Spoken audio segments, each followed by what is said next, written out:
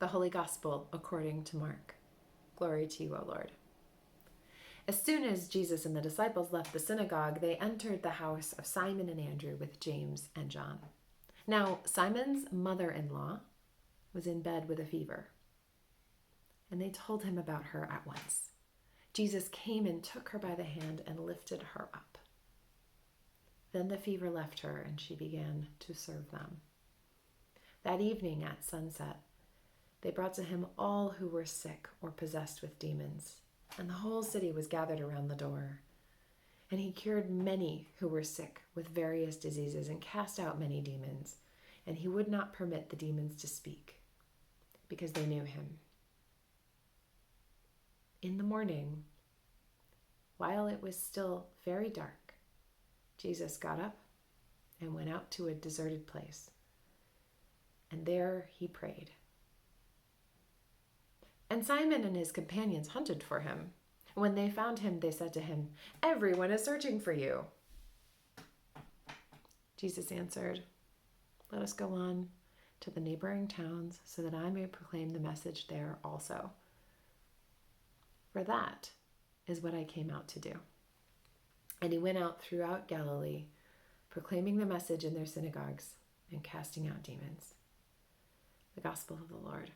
Praise to you, O Christ. You probably heard that last week a freezer broke at a vaccine storage site in Seattle. If they weren't used up, some 1,600 doses were going to go to waste. So, tweets and texts were sent out. Anyone who can make it out late at night, anyone who sees this text, come and get vaccinated. For the next 6 hours, medical staff ran up and down the line of people waiting, trying to triage who should be next in line, and then at the last telling people to text and call anyone they knew who hadn't been vaccinated yet to come in. The last dose went into an arm 15 minutes before it would have expired at 3:45 a.m. I imagine, I hope, that the staff went home that night and crawled into their beds, exhausted but elated at what they had accomplished. But I also imagine that given that we're at the very beginning of a long vaccination campaign during a global pandemic, that at least some of them woke up a few hours after they went to bed, gulped some coffee, and went right back in to ensure the next day's vaccination appointments were kept. The pace has been relentless for our healthcare workers. Our vaccinators are doing holy work, restoring people to parts of their lives that were previously inaccessible, offering the hope of seeing grandchildren or other loved ones and friends again. Not immediately, we know, but one day. But in order to do this holy work, there must be time for restoration.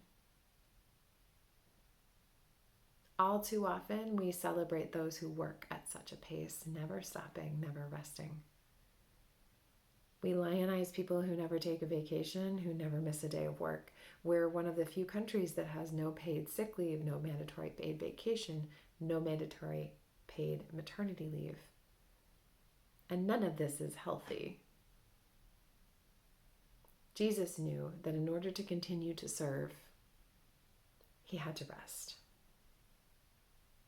But notice that Jesus is not awoken by Simon from a deep slumber. Jesus knows that his grounding, his restoration comes from taking intentional time to pray, to talk with God. His restoration is not reactive, it is proactive. His restoration goes beyond merely meeting his most basic physical need for sleep, which is also important. But in taking the time to wake before the needs of everyone around him to rise to his attention, Jesus takes a moment to be apart, to listen to the silence, to be with God. Martin Luther once said, "I have so much to do today that I should spend the first 3 hours in prayer." I've often joked that Luther was never a mother, so he wouldn't have understood what an immense luxury that was. Because, of course, his wife Katie was taking care of the kids, so he could go off and pray.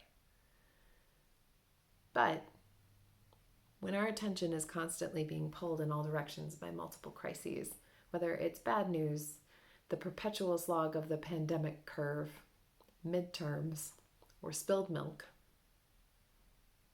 there is a need to get centered, to just be.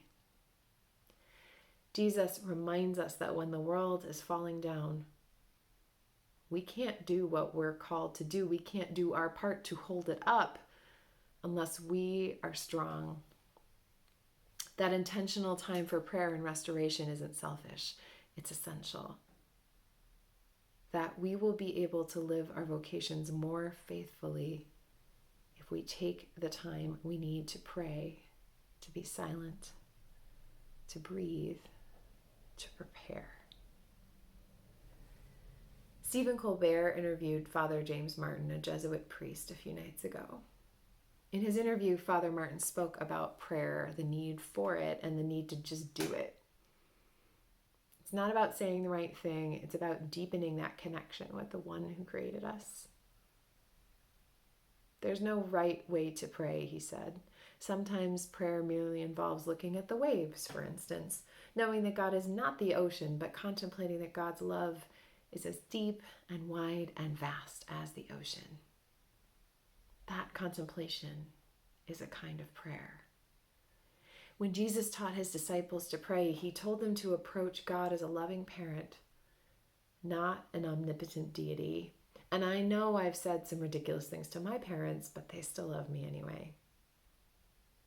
And just as your parents or the people who are closest to you want to know what is on your mind or what is troubling you, God is also ready to listen. In the midst of a time full of anxiety, we are called to minister to people we encounter, both in person and online. Part of our ability to minister is making sure we have taken care of ourselves and taken time apart, because even Jesus didn't work without stopping. And we are strengthened in our own ministry to one another because we know that when we do come to God in prayer, God is always listening. Amen.